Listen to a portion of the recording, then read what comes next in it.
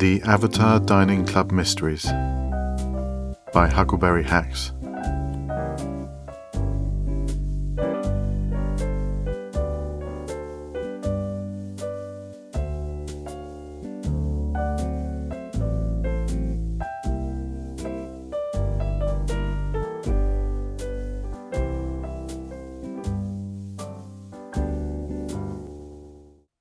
Episode 10. The APOSTROPHIAN. The greatest abuse that goes on in the virtual world is that of our own language. Although the voice came from the small speakers of the laptop placed at the end of our monthly table at Libero Verde, it still somehow carried a booming resonance that spread out across the restaurant and made a few of the diners on the other tables look around in surprise. On the screen, Roger Fowler, a large man in all directions except the vertical, brought his balled fist down upon the table with such a force that the plate of Cobb salad in front of him fairly rose a full centimetre in the air in reaction. To my right, fashion blogger Mary Ann Middlemarch flinched involuntarily. Now, Roger," said Edward, our white-haired host and founder of the Avatar Dining Club, and this month's inviter for the virtual guest. "You'll not enroll now. No need for the dramatics." "This is not acting, Edward. These are real tears welling. Look at my eyes. Look at them. The typos they've had to suffer seeing. Endless misspellings. Proper nouns decapitalized. 2, sometimes 3, sometimes 4 words run into one long jumble of letters like a queue of dishevelled vagrants lining up at a soup counter. And I swear if I see another misplaced apostrophe, I'm going to commit murder." "You don't think misogyny, age play, rape fantasy, homophobia, racism and cyberbullying are more pressing things than a few spelling errors?" Jennifer Bitt asked our guest from her seat opposite me, her face unmoved by his display of emotion. "My dear fellow," said Roger, and then he realised his mistake. "Please excuse me. My dear lady, these are all most abhorrent things, I quite agree. Please don't consider my view in any way demeaning of their significance, but errors in spelling and typing and sentence construction are more than mere misarrangements of letters and spaces. Writing is one of our core tools for communication, and mistakes in our writing are therefore mistakes in our communication. And what is there that is more fundamental to our relationships, our happiness, and our future than communication?" "But essentially," said Indigo Williams, the purple-haired skin designer and club owner in the virtual world, "you're a grammar Nazi." On the screen, Fowler sat up straight and scowled. "You insult me, madam. I abhor that term. Why take a passion for exactitude and harmony and associate it with something so vile it ranks a good deal lower than the common dog-turd? If you really must put me in a box of your convenience, I prefer to be referred to as an apostrophian." "A what now?"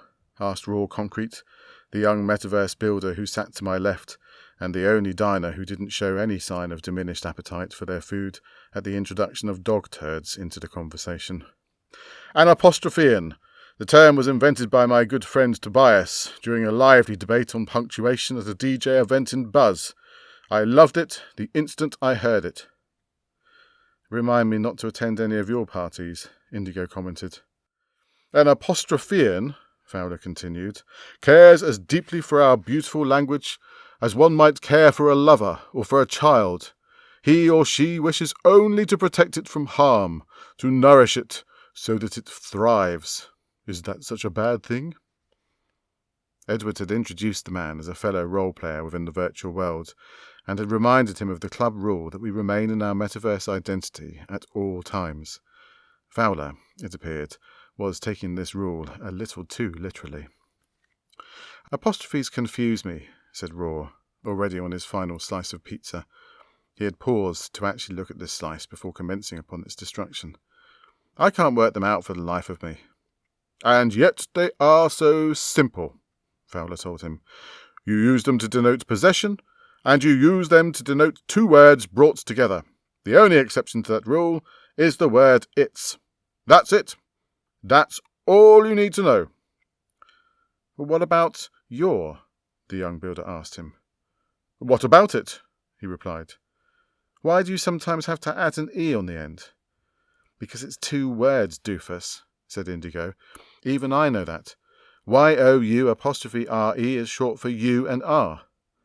"But that doesn't make sense," Raw cried. "Why would I say, 'Indigo, you haven't eaten UR pizza'?" Edward said, hurriedly, cutting off Indigo's retort. "Roger, if I might make an observation, is this not one of those many areas of knowledge where those who know underestimate the complexity of what they know? I'm sure there are many things that Raw knows about building and coding that he finds it equally perplexing we don't understand." "But, Edward," Fowler replied, "these are skills which once upon a time were commonplace." "Actually," I said, "I don't see that there's any evidence for that at all. Illiteracy is as old as the printed word. In the late 19th century, the works of authors such as Dickens were accessed by the uneducated working classes through penny readings, where these stories would be read aloud to a gathered crowd. They were very popular." Yes, said Fowler impatiently. "In the days before compulsory education, I'm not blaming the person who never had the opportunity of schooling of anything." "And since then," I continued, determined not to concede, "difficulties in literacy have only really become more visible as reading and writing have become ever more important to daily life. 50 years ago, you didn't have to be a skilled writer to fix someone's plumbing or mend their car. Nowadays, reading and writing skills are required by the vast majority of jobs." "And even if you don't have to read and write in your job all that much," Indigo put in, "you might still be pulled into social media, where your reading and writing skills get put on display for everyone to comment on." Fowler countered, "If I accept for the moment the point that you're making, that writing difficulties have remained the same over the years but have become more visible over time due to the increased presence in our lives of the written word, then that only reinforces my main point. If the written word is more important today than it used to be, then it follows logically that it is also more important today than it used to be that people be taught to manipulate it correctly." "Never mind people writing correctly," Rainy September said suddenly from her corner of the table. "I just wish they'd tell the truth." She had been uncharacteristically quiet all evening.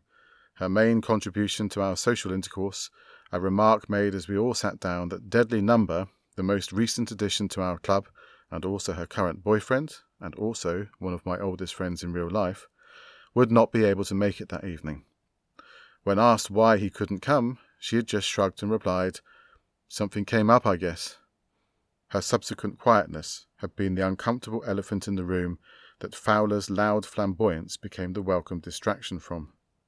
Though, as a quiet and private admirer of Rainey in recent meetings, I must confess I'd been rather hoping the silence might eventually get broken on this issue. I was well aware, however, that my own personal skill set didn't include the ability to do this sort of breaking without damaging plenty of other stuff along the way. Indigo responded to the outburst as though this was the opening she had been waiting for. "What's up, Rainey?" she asked. "You've been pretty much silent all night. Is there something wrong between you and Deadly?"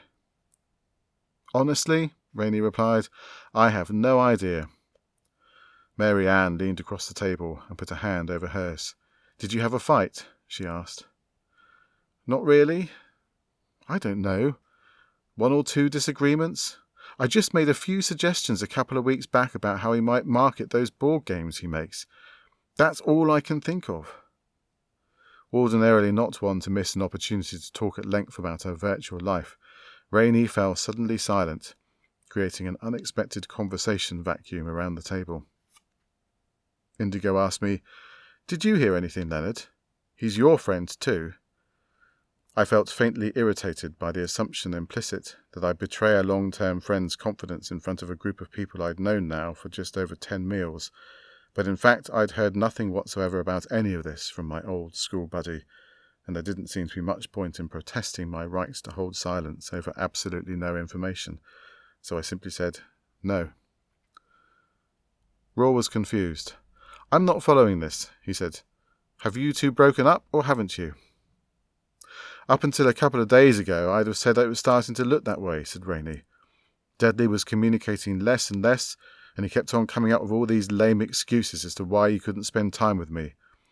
When he told me a couple of nights back that he wouldn't be coming today, I decided to have it out with him. I was fully expecting to get dumped, but when I put him on the spot and asked him if I had his heart, he just suddenly apologised for all the grief he'd been causing me and told me he was mine for all time. It was such a beautiful moment.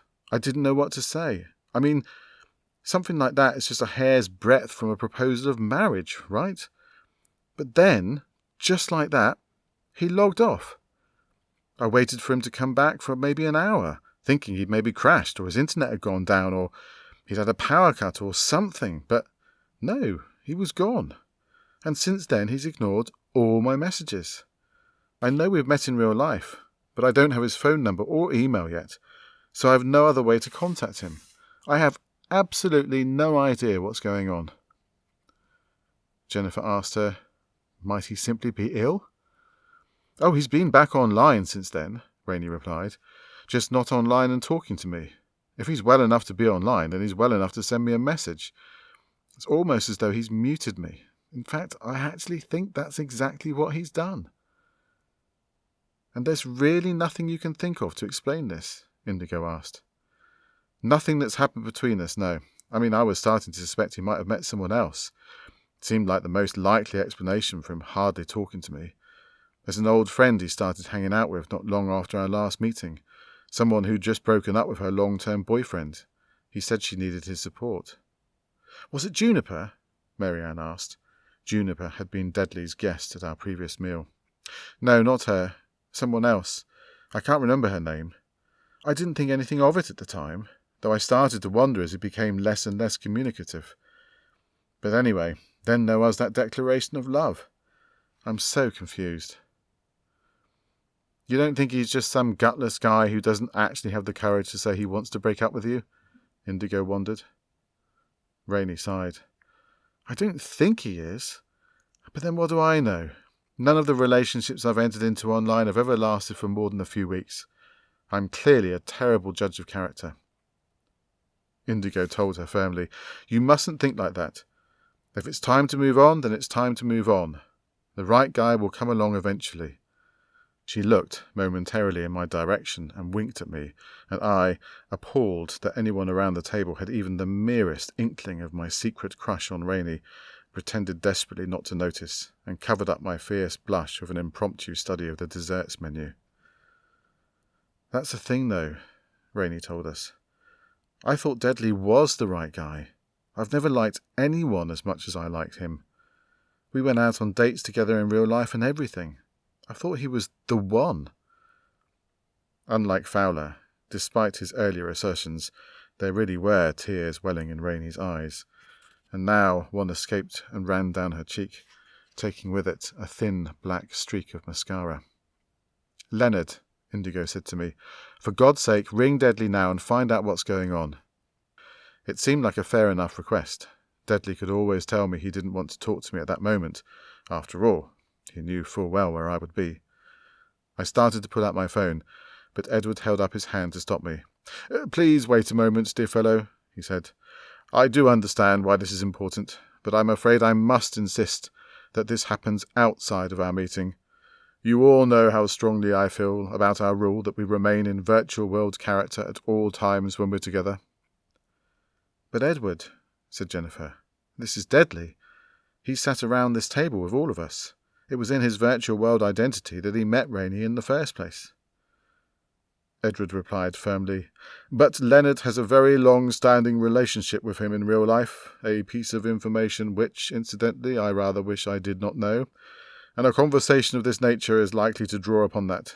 I am sorry to be so insistent, but if it really is necessary that this phone call take place now, and I will understand completely if it is judged to be so, then I must ask that we first all draw the meeting to a close.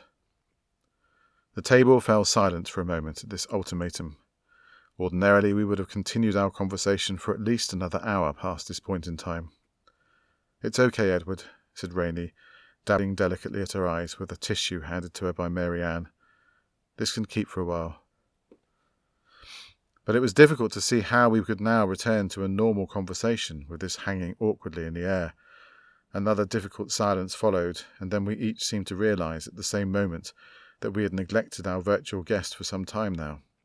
All eyes turned to him, hopeful for some sort of entertaining distraction. On the laptop screen, the APOSTROPHIAN paused mid-chew as he sensed our attention return to him. He hurriedly finished his mouthful and said, "I do apologise for my quietness, but it felt inappropriate for me to put forward my views on such a personal matter." "You have views?" Indigo asked him. "Only that, in my experience, such issues usually arise through a miscommunication." "Are you going to tell us Deadly used an apostrophe inappropriately?" Jennifer asked him, rather sourly. Fowler bristled. "I, of course, have no idea what the specific nature of the particular miscommunication was, but I have known many people in broken relationships in the metaverse, and I have observed that many of their disputes often came down to something very simple, once it can be seen." Edward rubbed his chin thoughtfully at this. "There is something in what you say, Roger," he said. "Perhaps you might be right." "What do you mean, Edward?" Rainey asked him. Our host closed his eyes for a moment to think, and we all waited for him to speak. Raw took advantage of the moment to call over Enrico, our tireless waiter, and order a large helping of sticky toffee pudding. And then Edward's eyes snapped back open. "My dear," he said, "perhaps it might be easier if I spoke to you alone in the foyer?" "It's okay," Rainey said calmly. "My story with Deadly began with this group. If it has to end here also, then so be it." "Very well," he said gently. "Then let me ask you something. You mentioned earlier that Deadly had been spending time with an old friend whose name you couldn't remember. By any chance, might that name have been Eva?" Rainey sat up straight. "Yes," she said. "It was. I remember now. It was Eva Moore." "How can you possibly have known that?" Our host looked at her sadly. "You told us you asked him if you had his heart. I imagine you said it something like this. 'Is your heart mine?'" "Yes," she replied. "I asked him just like that, and then he apologized for all the grief he'd caused me, and told me his heart was mine for all time." "That is how you remembered the conversation," Edward said softly. "But I don't think he actually said it quite like that. I think perhaps what he actually said was, 'I'm sorry, it is forever.'" "Yes," she whispered, her eyes welling up. "That's exactly what he said." "Don't you see now, my dear? It's just as Roger suggested. A hurried, emotional reply, clumsily mistyped. What he was actually apologizing for was what he was about to tell you about his heart. It is for ever." There was a collection of unhappy sighs from around the table as we realized. Even Raw sounded genuinely sad. On the laptop screen, Fowler raised his finger in the air as though about to declare that he'd been right all along, but then seemed to think the better of it. Rainey just said, "Oh." "I'm so sorry, my dear," said Edward. I felt bad for Rainey. At the same time, though, it wasn't as though this was the first relationship of hers to have both started and ended during the 9 months which had passed since our first meeting. A serial monogamist by nature, I felt certain she would bounce back once the right opportunity presented itself to her, and I very much intended to be that opportunity. On my drive home that night, I resolved to contrive a reason to accidentally bump into her in the virtual world before a week had passed. But a couple of days later, she sent an email to us all telling us she had deleted her metaverse account.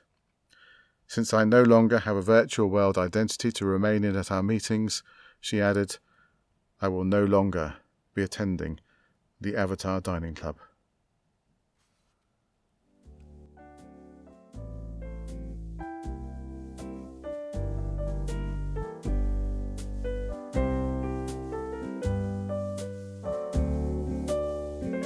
The Avatar Dining Club Mysteries was written and read by Huckleberry Hax. Music was by David H. Dean. For more of Huck's work, visit huckleberryhax.wordpress.com.